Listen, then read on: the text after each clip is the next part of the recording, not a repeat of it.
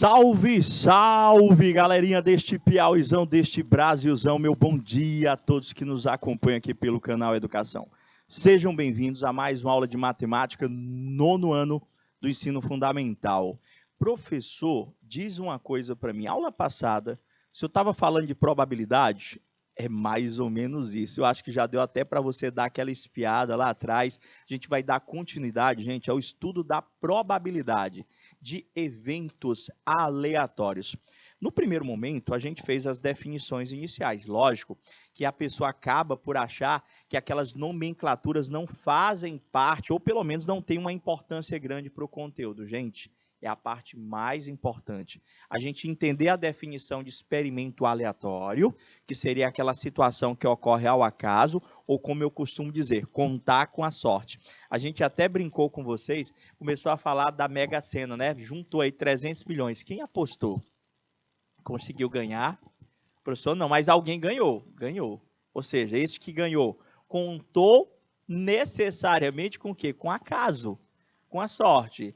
Ah, professor, mas só ganha quem aposta. Eu digo, mas chance, que é o que a gente está tentando demonstrar para vocês durante as aulas, cara, é muito pouca. Quando eu digo muito pouca, é muito pouca mesmo, gente, tendendo quase que a zero, no caso da Mega Sena. Mas tem coisas que tem chance de ganhar? Tem coisas que não tem. Você está aprendendo com a gente como calcular a chance que você tem de realizar algo ou de acontecer algo, professor, num determinado experimento aleatório. Prof, o que a gente vai fazer hoje? Vou recapitular a fórmula da probabilidade e exercitar com vocês para, em cima dessas atividades, a gente buscar verificar dúvidas e a gente está tentando esclarecê-las. Vamos iniciar? Vem cá comigo, meu bom dia, grande Gabriel, seja bem-vindo, iniciando nossa aula. Meu bom dia para você que já está conectado pelo YouTube, meu bom dia para você que está na escola nos acompanhando pelo IPTV. Conteúdo está aí. A gente vai falar um pouquinho da probabilidade, na realidade a gente vai dar continuidade ao estudo da probabilidade, da análise desta probabilidade em eventos aleatórios, tanto dependentes quanto independentes. E, professor, já a gente vai falar da probabilidade condicional, que é aquela que você, ao ler uma situação, problema, você tem que se atentar ao conectivo. Vai haver uma palavrinha assim lá. Qual é a probabilidade de acontecer isso ou isso? Ou podemos mudar o conectivo. Qual é a probabilidade de acontecer isso e isso? Ah, professor, tem diferença? Tem. Mas vamos recordar o conteúdo agora. Professor, faltei a aula passada. Tem como eu entender? Tem, meus amores, tem como você entender, sim. O processo do cálculo da probabilidade depende de nós reconhecermos duas informações na situação problema, duas informações no nosso contexto. Eu tenho que entender, eu tenho que reconhecer o que vem a ser evento, eu tenho que reconhecer, eu tenho que entender o que é espaço amostral. De forma prática, eu coloquei para vocês, para facilitar a identificação dessas duas informações, o seguinte. Primeiro, identifique o espaço amostral. O que é espaço amostral, professor? Espaço amostral, meus amores, é o todo. É o total de possibilidades que você tem para um determinado experimento aleatório. E o que é evento, gente? O evento é a pergunta que ele vai fazer para você. Ele quer saber a probabilidade de acontecer isso. Então, você vai verificar quais são as chances de você ter aquela pergunta que ele está fazendo. Lá é o evento. Identificado-se quem é evento, identificado-se quem é espaço amostral, o teu trabalho é verificar quantos elementos tu tem no teu conjunto que representa tanto o espaço amostral quanto o teu evento. Por quê?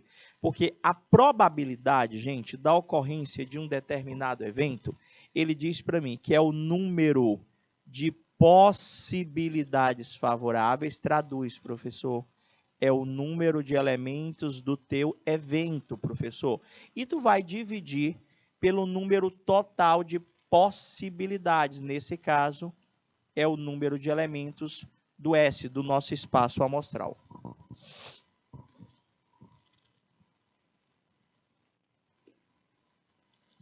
Pronto, ficou esse S um pouco estranho. Prof, então, Eu vou dividir elementos, no caso, desculpa, evento pelo espaço amostral? Na grande maioria das vezes, você não vai conseguir dividir. Então, a tua resposta, ela vai se dar na forma fracionária. Então, vê se você entendeu. Você vai ler um contexto, você vai ler uma pergunta, ele vai te perguntar a chance de acontecer isso ou de não acontecer. Ele vai te perguntar a probabilidade de acontecer ou de não acontecer. Então, o teu trabalho é identificar o total de possibilidades, espaço amostral. Identificar o total de chances que você tem da ocorrência ou não para a pergunta que está sendo feita para você. Nesse caso, eu estou falando de evento. Colocar o número de elementos do evento em cima, colocar o número de elementos do meu espaço amostral embaixo e simplificar. Por quê? Porque vai dar uma fração, gente. Na sua grande maioria vai dar uma fração. Se não der uma fração, professor, vai dar um número inteiro. Significa dizer que você vai ter 100% de chance da ocorrência daquele determinado evento. Como é que eu aprendo isso aqui? Professor, só aprende exercitando. Não tem outra forma de você aprender.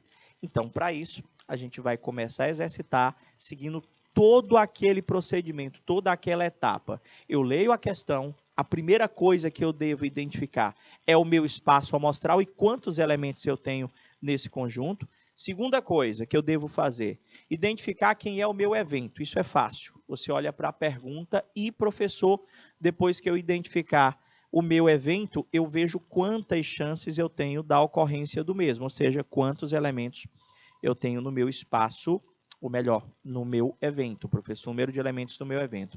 Então, lê a situação problema comigo.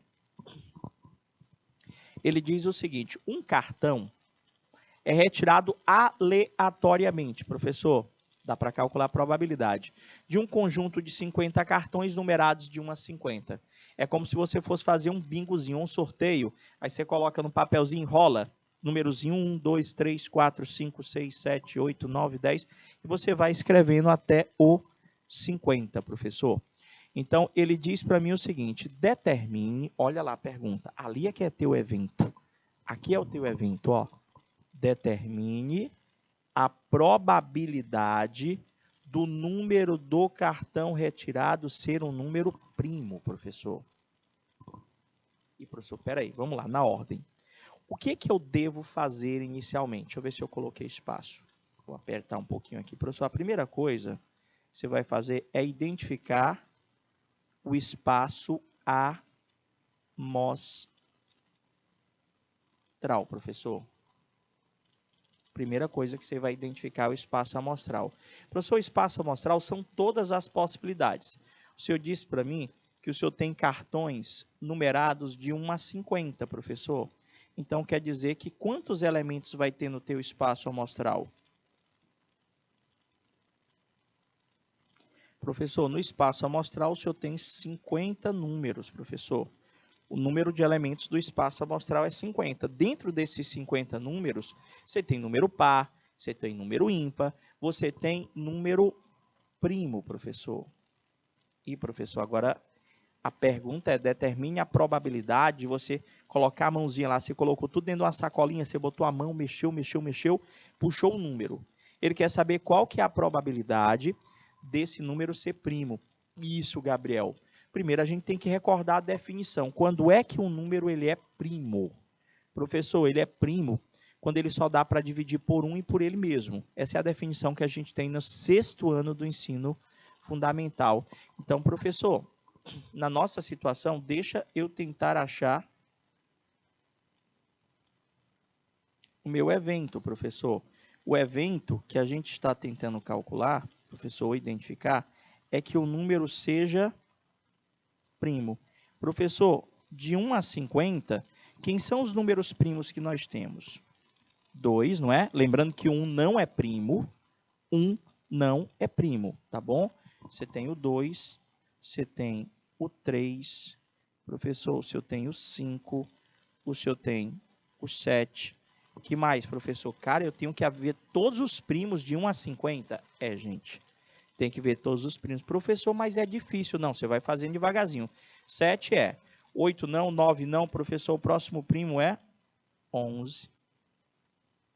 13. 14 é primo? Não. 15 é primo? Não. 16, professor, 17 é primo. 18 não é primo, porque o 18 dá para dividir por 2 e por 9, além do 1 e dele mesmo. Professor, depois do 17 vem o 19, não é só sair fazendo e testando mesmo. Aí você vai 20? Não, 20 não é primo, professor, porque dá para dividir por 2, por 10, por 5. 21 é primo? Não.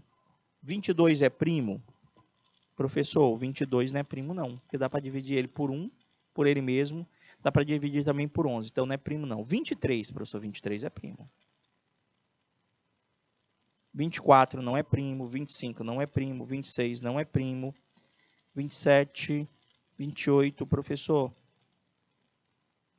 29. Você está vendo que a gente já está chegando, já estamos beirando os 30 aí já, né?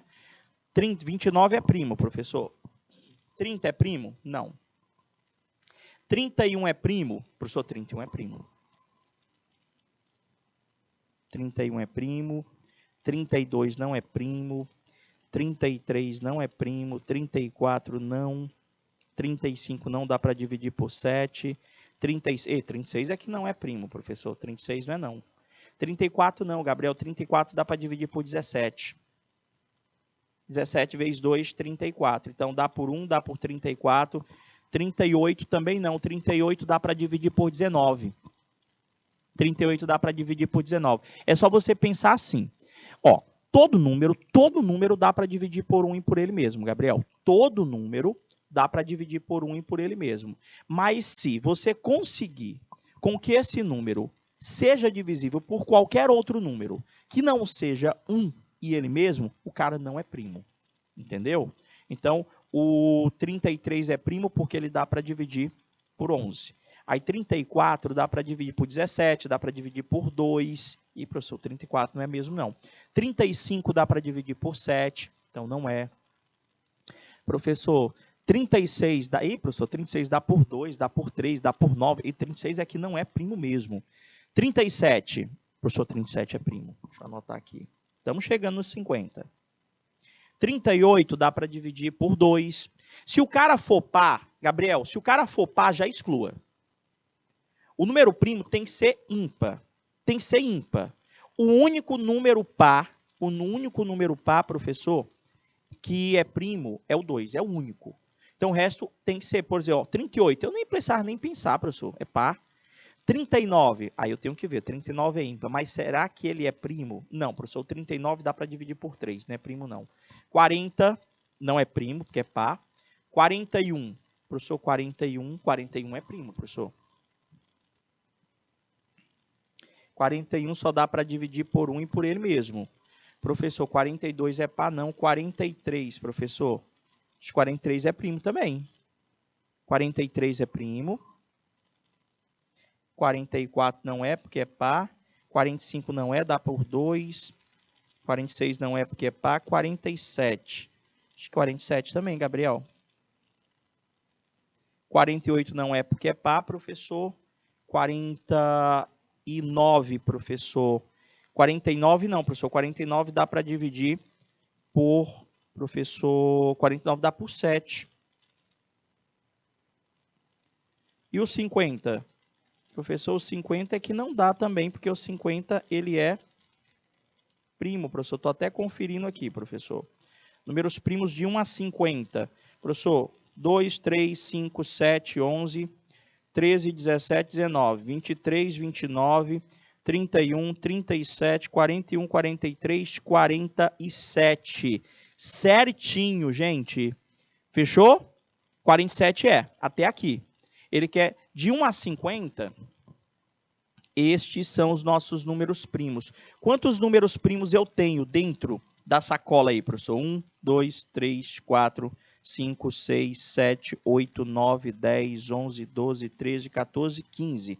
Professor, o número de elementos do teu evento é 15, professor. O senhor tem 15 números primos no meio desses 50. Agora ficou fácil. Aí a pessoa diz, professor, mas eu vou perder muito tempo. Gente, o tempo que você perdeu foi apenas esse, de identificar quem eram os números primos de 1 até 50. A probabilidade da ocorrência de um evento é o número de elementos do evento dividido pelo número de elementos do espaço amostral. Ou seja, você tem 15 números primos no meio de 50. Tá aí, gente, achei a minha probabilidade. O que tem que fazer, professor? Depois que você acha aquela fração, o teu trabalho é só verificar se dá de simplificar. O 15 e o 50 dá para simplificar? Dá, professor, dá para simplificar por 5. Então, vamos lá. 15 dividido por 5 dá 3. 50 dividido por 5, professor, dá 10. A probabilidade de você, em um saco com 50 números, botar a mãozinha e puxar um número primo é 3 em 10. 3 em 10. O que quer dizer isso, professor? Se você puxar 10 números, 3 deles vão ser primos. Se você puxasse 10 números, a chance que você tinha é que desses 10 números que você puxasse, 3 deles seriam primos. Na realidade, você tem 30% de chance do número ser sorteado do cara ser primo. Deu certo? Ah, professor, então deixa daquele jeito lá 3 sobre 10? Deixa daquele jeitinho lá 3 sobre 10. Se você preferir, e ele perguntasse quantos por cento, o que você faz? Se o cara pedir para você a porcentagem, é só você pegar a probabilidade que você encontrou e multiplicar sempre por 100.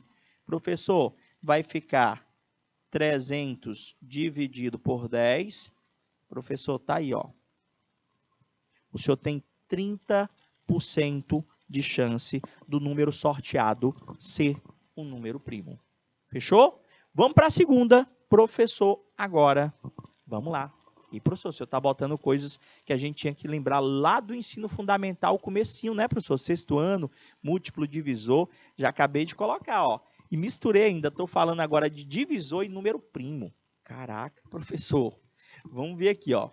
Escolhido ao acaso um dos divisores positivos de 60, qual a probabilidade dele ser primo? E, professor, eu tenho que, vamos lá.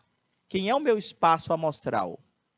Professor, o meu espaço amostral aqui são os divisores positivos de 60.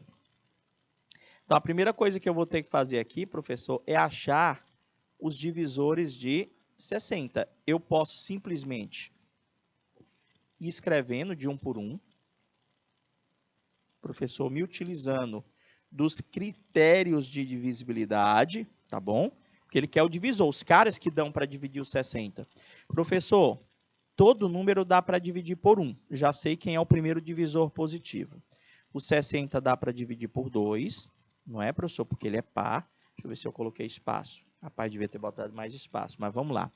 O 60, professor, também dá para dividir por 3. O 60 dá para dividir por 4. Dá para dividir por 5. Dá para dividir por 6.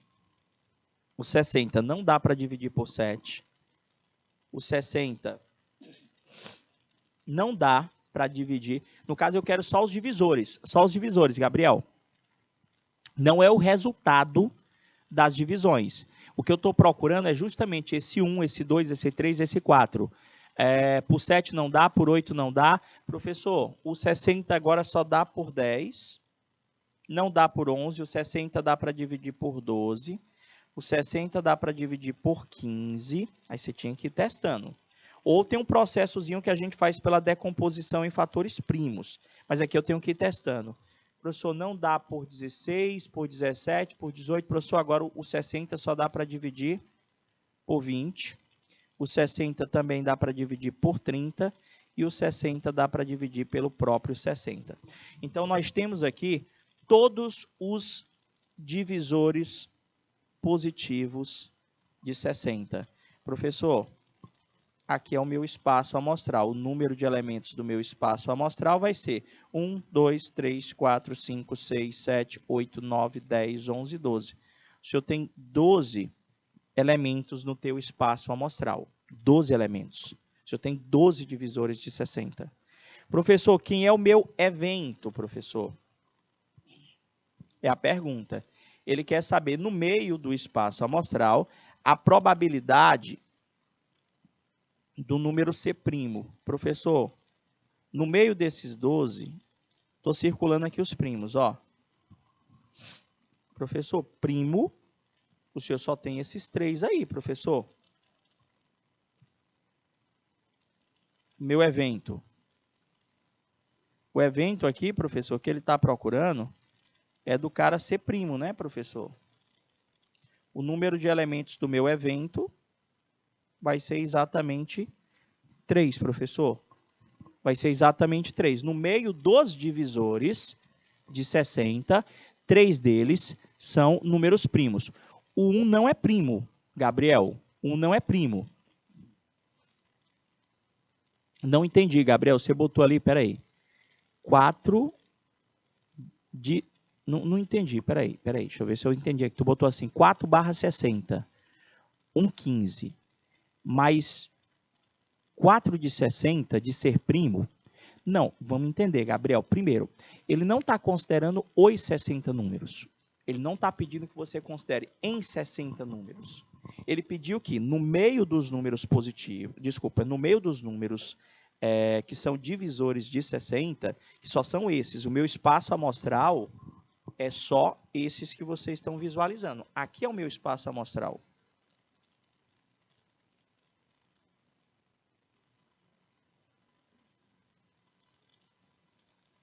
O meu espaço amostral compreende os divisores de 60. São 12 números. Aí a pergunta, a probabilidade de ser prima. Aí eu vou olhar nesse espaço amostral quais são os primos. 1 não é primo, já entendeu 1, né? 1 ele não é... Não, mas aí nesse caso não vai ser sobre 60, Gabriel. Não vai ser sobre 60, não. Entendeu? Não é que é um novo espaço amostral. Não é um novo espaço amostral. A questão diz, escolhido ao acaso, um dos divisores de 60. Então, a gente só vai olhar para os divisores de 60. Esse é o meu espaço amostral, é 12. Então, a probabilidade da ocorrência deste evento, professor, vai ser o número de elementos do meu evento dividido pelo número de elementos do espaço amostral. Ou seja, vai ser exatamente 3 em 12. 3 em 12, e não em 60. 3... Ah, agora sim. Só que aí tu tá agoniado. Calma, Gabi. Tu fez 12 por 3. Só dá para simplificar isso aqui, ó. 3 dividido por 3 dá 1. 12 dividido por 3 dá 4. Dá 1/4. A probabilidade em meio aos divisores de 60 de ser escolhido um número primo é 1/4, professor. É 1/4. Significa dizer, professor, que você tem exatamente 25% de chance, em meio aos divisores de 60, do cara ser primo.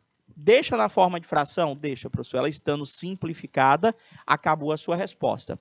Professor, e eu tenho que fazer também a porcentagem? Não. A porcentagem, a própria questão pergunta para você. Quantos por cento de chance você tem da ocorrência daquele evento? Entendeu? Vou para a terceira. Vamos lá. Olha só. Lê aí, ó. Os bilhetes, de novo, gente, segue aquela padronização. Primeiro veja direitinho quem é o espaço amostral.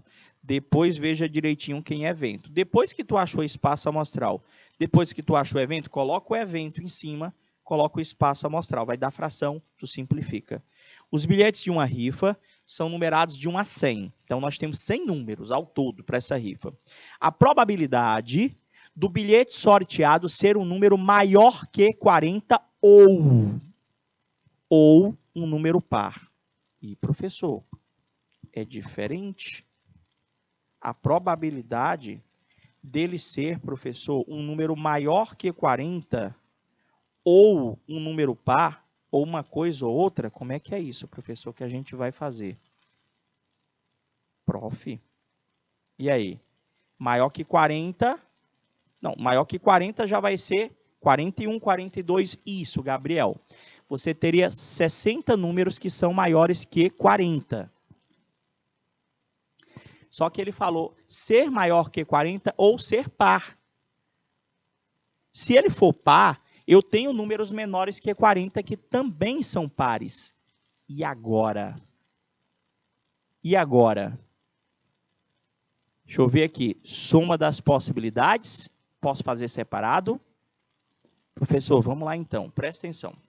Se você tem a numeração de 1 a 100, você já sabe que o seu espaço amostral compreende um total de 100 números. Essa aqui eu acho que coloquei, espaçozinho. Pronto. Estava só conferindo aqui se eu tinha deixado espaço. Então, professor, se eu tenho um total de 100 números, professor, você tem um total de 100 números. Desse total de 100 números, eu já sei que o número de elementos do meu espaço amostral é 100. Pronto, professor. Agora você vai pensar comigo. Professor, quem são os números maiores que 40? Professor, os números maiores que 40 vai ser 41, 42, 43, 99 e 100, professor.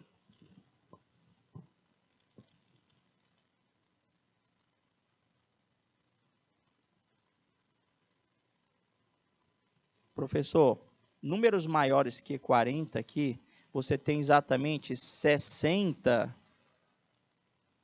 Você tem 60 números, professor, que são maiores que 40. Eu quero ajeitar aquele 9 ali.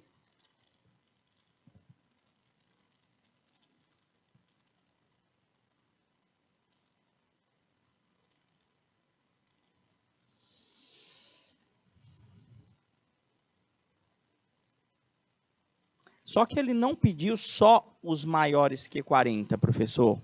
Ele também pediu os que são pares. Ele pediu ou maior que 40 ou par. Então, professor, peraí. Eu teria que analisar 3 coisas aqui. Os maiores que 40 ali, são 60 números. Os que são pares, professor. Quando é que o cara é par? Professor, o par aqui, de 1 a 100, ia ser 2, 4, 6, 8, reticências. Professor, ia dar 98, 100. Professor, você ia ter um total de 50 números pares, professor. Você ia ter um total de 50 números pares. Então, ele perguntou para mim qual é a probabilidade do cara ser maior que 40 ou do cara ser um número par. Gente, são duas contas. A probabilidade dele ser um número maior que 40, professor,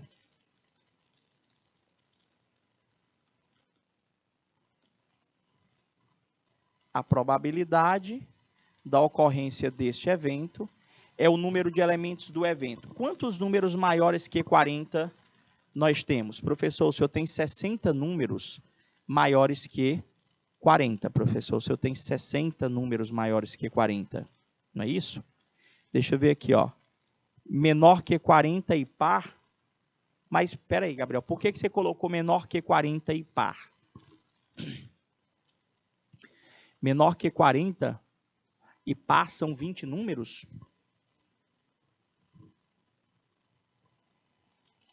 Você está considerando o par, no caso. Vamos lá. Professor, na nossa situação, aqui, a probabilidade dele ser maior que 40 seria 60 em 100. Professor, aqui seria a probabilidade só do cara ser maior que 40, professor. Não é isso? Não, não. Ser maior que 40 e par é outra coisa, Gabriel. Do cara ser maior que 40 é 60 centésimos. Eu vou simplificar aqui por 20, professor. 60 por 20 vai dar 3, 100 por 20 vai dar 5. Está aqui, professor. Se ele tivesse me perguntado só, qual é a probabilidade do número ser maior que 40 no meio daquele 100? Seria 3/5. Qual é a probabilidade, professor, do número ser par, professor? Qual é a probabilidade do número ser par? A probabilidade da ocorrência desse evento é o número de elementos do evento. Professor, o senhor tem 50 números pares em meio a 100. Simplificando tudo aqui, professor, o senhor tem o resultado 1/2. O senhor teria a probabilidade do número ser par é de 1/2. Só que o que a gente tem que observar, gente, é o seguinte.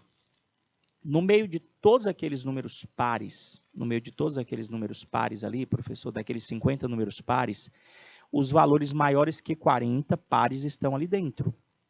Não é isso?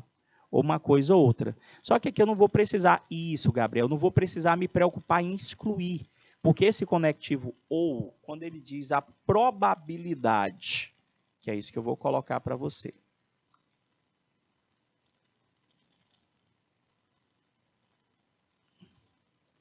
Ele pediu a probabilidade de ser maior que 40 ou, é aqui que eu quero que você lembre, ou par. Eu quero que esse ou lhe lembre uma adição. Então, professor, a probabilidade dele ser maior que 40 deu 3/5. Ou mais a probabilidade dele ser par é 1/2. Então, peraí, professor, toda vez que ele pedir uma probabilidade disso ou isso, eu somo as probabilidades individuais? Gente, você tira o MMC, aqui, professor, de 5 e 2, que dá 10. 10 dividido por 5 dá 2 vezes 3 dá 6, mais 10 dividido por 2 dá 5, vezes 1 dá 5. Professor, a probabilidade vai ser de 11 décimos, professor. Essa é a resposta final da nossa questão. Você entendeu? A probabilidade dele ser maior que 40 é 3/5. A probabilidade dele ser par é 1/2. A probabilidade dele ser maior que 40 ou professor, par, é você somar as duas probabilidades, o 3/5 com 1/2, e encontrar o resultado aqui, professor, que deu exatamente 11 décimos. E, professor, essa seria a minha probabilidade? Essa seria a sua probabilidade. Espera aí, 10 por 5 dá 2, 2 vezes 3 dá 6, é isso mesmo? 10 por 2, 11 décimos. Você teria mais que 100% de chance. Você teria mais de 100% de chance de ocorrer. É o evento certo, professor. Olha só, finalizada esta daqui. Vamos para a próxima, professor. Tem mais alguma? Deixa eu ver aqui. Deixa eu ver, era só isso mesmo que ele perguntou. E, professor, peraí. Ele deu a porcentagem, ele deu mais de 100%, eu vou ter que excluir. Ele quer só separadamente, Gabriel. Ou o número par. 60, 70, 80, tem que excluir. Então, deixa eu ver aqui, professor. Deixa eu limpar aqui rapidinho. E vou analisar a exclusão. Era para ser só aquele 11 décimos lá. Só que, peraí, professor, no meio, presta atenção, o que a gente vai analisar como um todo? Uma coisa ou outra? É para juntar. Tá. Junta tudo, todas as possibilidades. Porque o problema aqui é que no meio, acho que era isso que você estava tentando colocar para mim ali. No meio daqueles valores lá, que é maiores que 40, você tem número par e você tem número ímpar. Não é isso? Beleza, professor. No meio daqueles que são pares, professor, do 2 até o 100, você tem 50 números. E ali dentro tem todos os números pares. Tem todos os números pares maiores que 40 também. Então, daqueles 60, eu só vou completar, tá bom, gente? Dentro desses 60 números aqui, ó. Dentro desses 60 números, eu posso te dizer, professor, que 30 deles são pares e que 30 são ímpares. Em uma quantidade par de elementos, metade é par, metade é ímpar. Então, peraí, professor. Quer dizer que, quando a gente contou, professor, eu tenho 60 números pares, 50 números ímpares. Se eu somar 60 com 50, a gente tem 110 números. Mas nós vamos estar contando os números pares maiores que 40 duas vezes. Por quê? Porque os 30 números pares que estão aqui, professor, eles já estão aqui dentro desses 50. Eles já estão ali dentro dos 50. Então, na nossa situação, quantos números eu terei ao todo? Professor, o senhor vai ter ao todo 50 números pares, mais os 30 números ímpares que estão lá dentro, professor, dos maiores que 40. Então, nós vamos ter 50 mais 30, professor. O senhor vai ter que a probabilidade da ocorrência do evento é o número de elementos do evento dividido pelo número de elementos do espaço amostral. O número de elementos do meu evento, professor, aqui corresponde aos números maiores que 40 mais os números pares, professor. O número de elementos do meu evento, professor, vai ser exatamente 80. Vai ser exatamente 80. Professor, por que não deu 110? Porque nós contamos os números pares maiores que 40 duas vezes.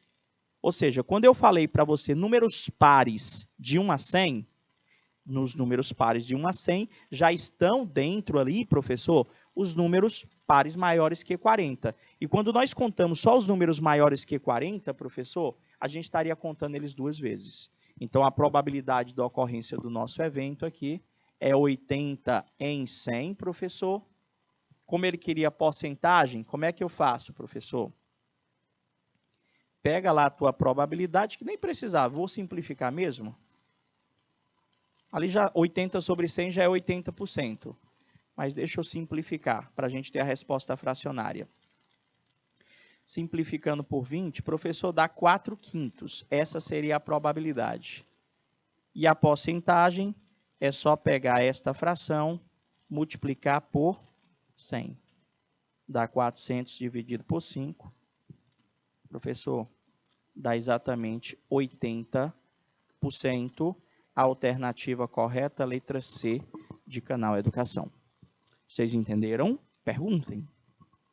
Vocês entenderam por que eu não considerei os 110? Por que eu não fiz 50? Porque eu tenho 50 números pares e eu tenho 60 números maiores que 40. Por que não dá 110 números?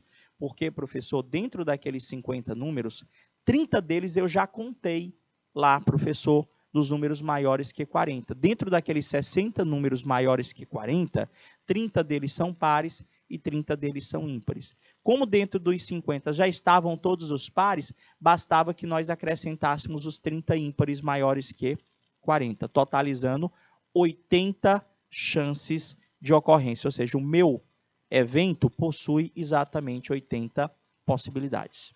Certinho? Prof, próxima questão, vamos lá, lê comigo.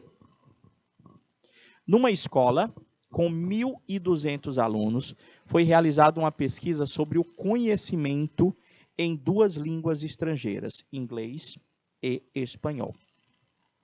Nessa pesquisa, constatou-se que 600 alunos falam inglês, 500 falam espanhol e 300 não falam qualquer um desses idiomas.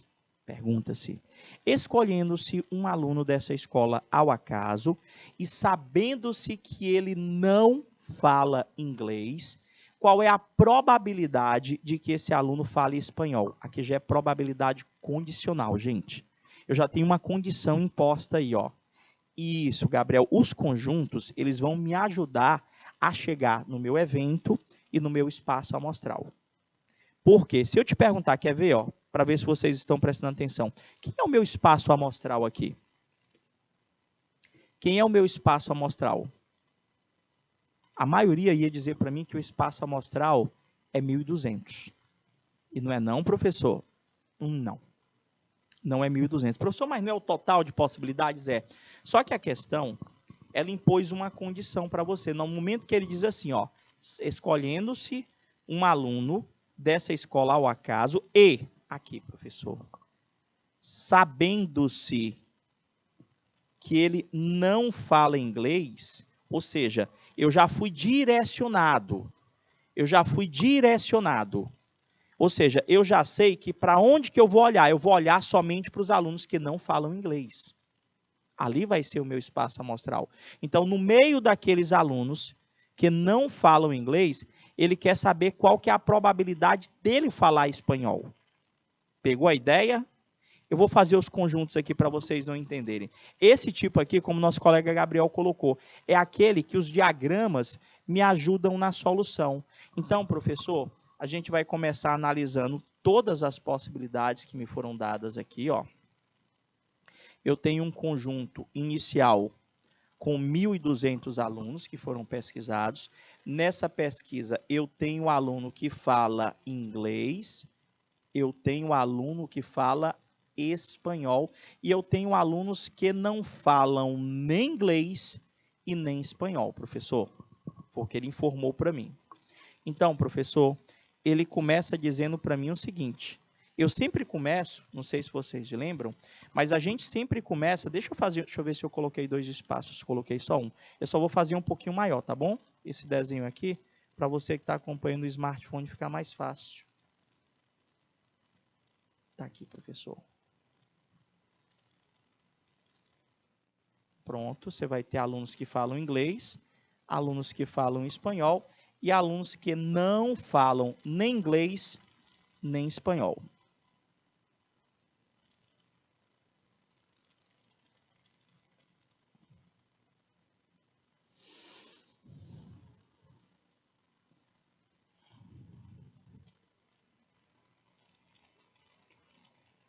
Quando a gente trabalha com conjunto, gente, a gente sempre começa analisando o diagrama pela sua intersecção, ou seja, por essa região aqui, que dentro dela ficam as pessoas que falam inglês e espanhol.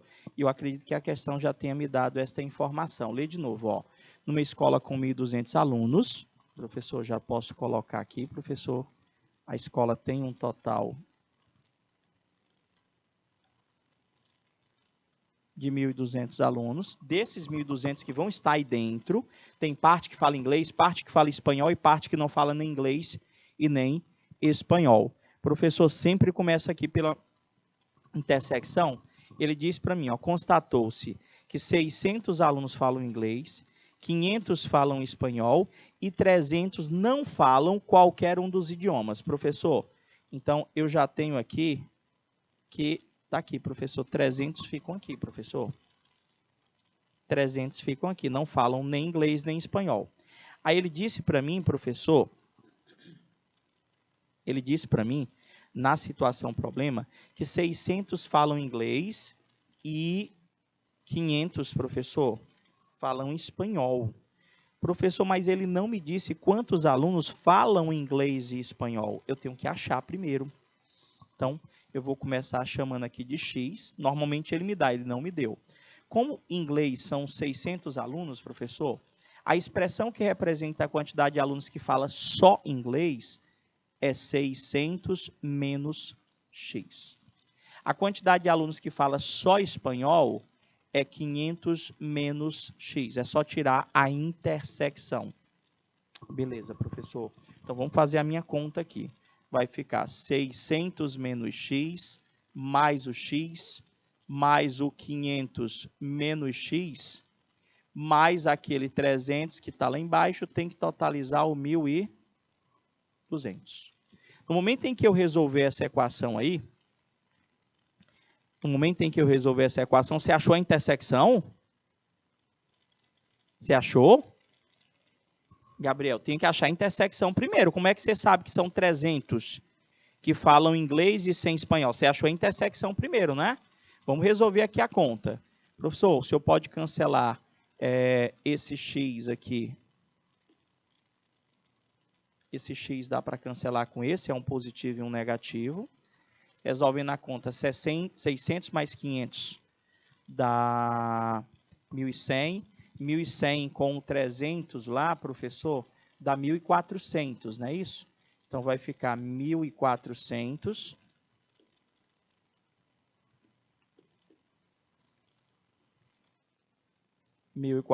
menos x é igual a 1.200. Resolvendo, professor, menos x é 1.200 menos 1.400. Menos x é igual a menos 200. Deu 300? Foi isso? Ó, você lembrou que aqueles 300, eles fazem parte, né? Do Gabriel, vai ficar 600 menos x, mais o x, mais 500 menos x, mais os 300, que tem que entrar na conta, igual ao 1.200. Aí a gente foi fazendo 600 com 500 dá 1.100, 1.100 com o 300 dá 1.400, vai ficar 1.400 menos x, 1.200. Gabriel, deu 200 a intersecção. X é igual a 200.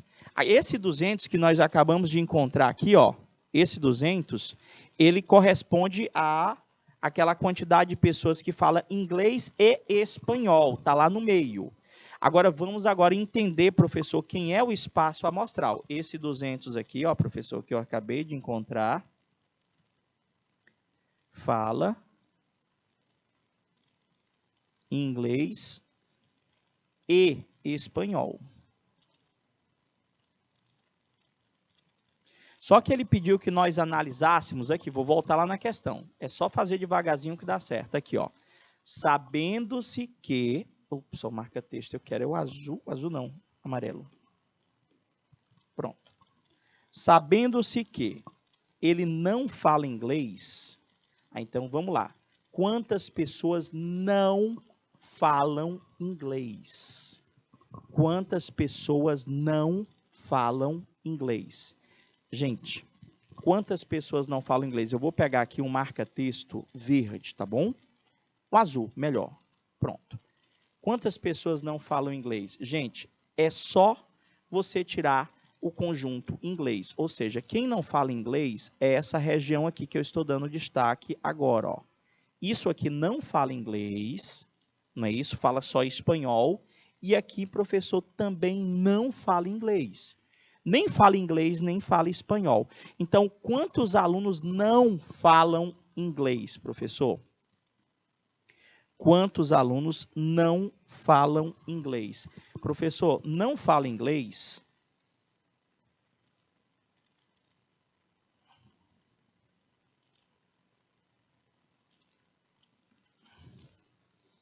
Não fala inglês o 500 menos x e o 300. Esses não falam inglês. Se o x deu 200, professor, 500 menos 200, eu tenho que 300 pessoas falam só espanhol, consequentemente não falam inglês, e eu tenho essas 300 que não falam nem inglês e nem espanhol. Então, eu posso dizer que 600 não falam inglês. 600 não falam inglês. Tudo bem, Gabriel? Agora vamos para o evento. Esse aqui é o número de elementos do meu espaço amostral, ou seja, no meio de 600 alunos que não falam inglês, vocês entenderam de onde foi que veio os 600? Eu calculei aqui, professor, esse 500 menos x aqui, ó, que dá 300 alunos, já que o x é 200, com os 300 lá de baixo. Tudo que está de azul é o que não fala inglês. Beleza? Tá. A pergunta: qual é a probabilidade de esse aluno fale espanhol? Ou seja, no meio desses 600, quantos falam espanhol, gente? No meio desses 600, quantos falam espanhol?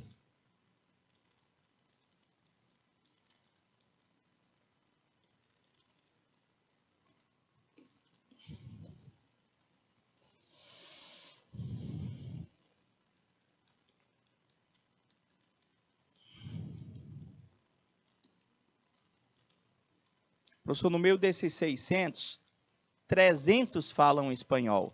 Então, a probabilidade, professor, da ocorrência desse evento seria 300 em 600. Professor, a probabilidade da ocorrência desse evento é 1/2, professor. 1/2. Se eu tenho uma chance em 2, dos alunos que não falam inglês vierem a falar espanhol. Você entendeu? Quem está acompanhando a aula entendeu? Como foi que a gente conseguiu observar os dados para chegar no espaço amostral e no número de elementos do meu evento? Aqui, professor,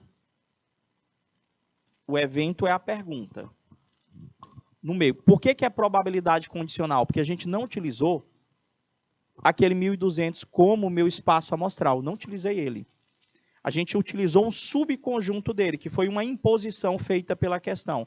Ou seja, ele não quer que tu analise tudo. Ele disse, olha, eu quero só aqueles, professor, que estão mais alegres. Eu quero que tu analise do meio de todo mundo aqueles que estão mais tristes. É só um exemplo que eu estou te dando.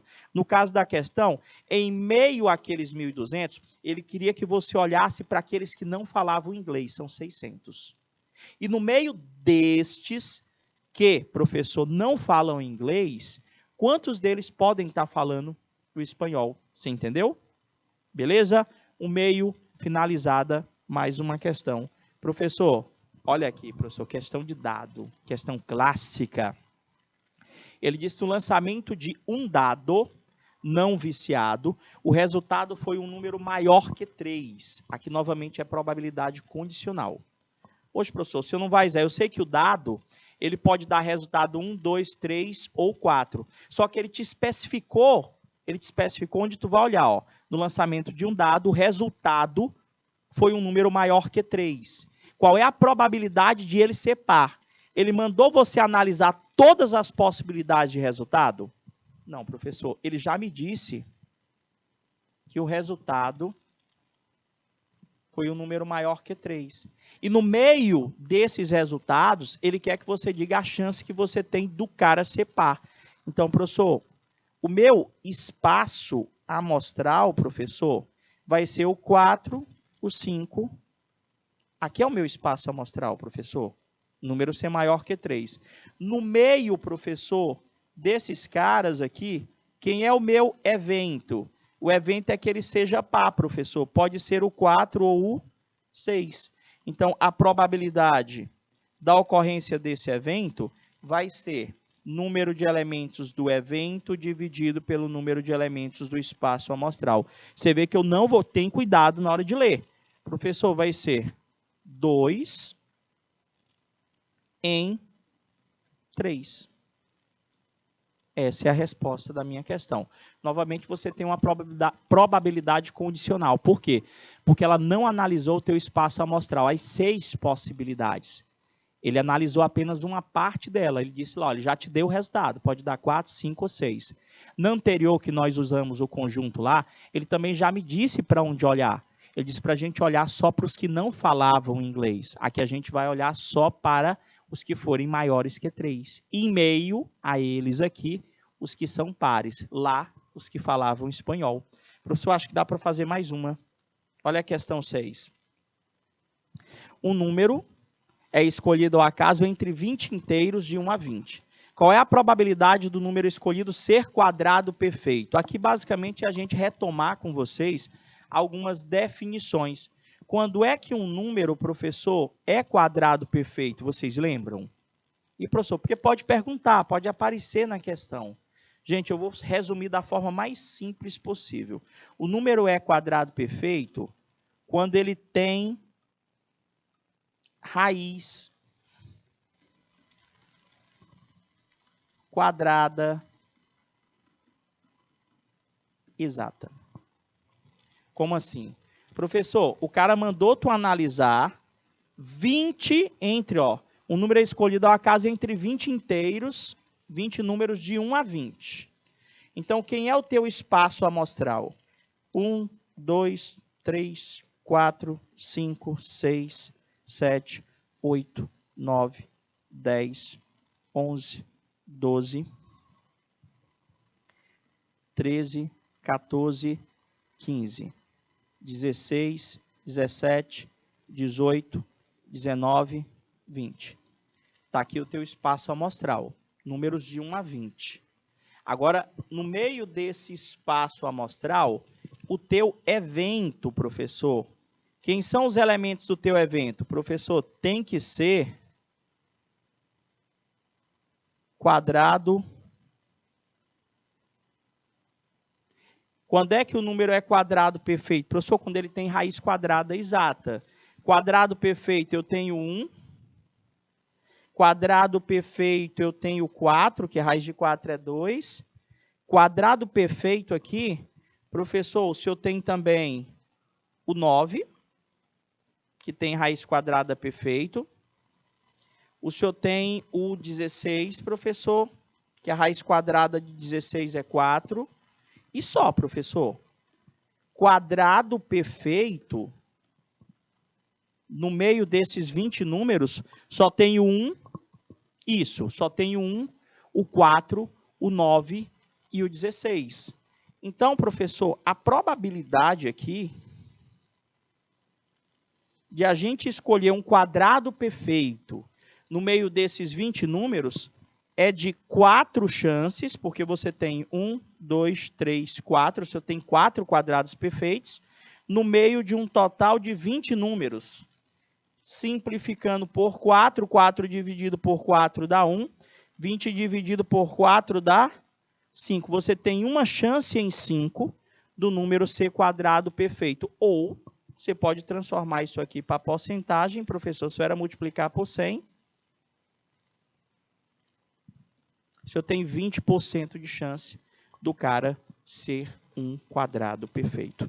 Deu para treinar a probabilidade, deu para esclarecer algumas dúvidas que ainda estavam. Estava faltando a gente só falar da questão da probabilidade condicional, que é essa que você vai verificar que o teu espaço amostral ele não é aquele todo, e sim um subconjunto daquele todo. Então, na leitura, você vai conseguir perceber isso. Em que algumas situações nós podemos recorrer ao estudo dos conjuntos, dos diagramas, para estar identificando evento e espaço amostral. A gente vai ficando por aqui, desejando a todos aquele bom dia. Fica com Deus. Estou te aguardando essa semana ainda, na próxima aula. Forte abraço e até lá. Tchau, tchau, galerinha.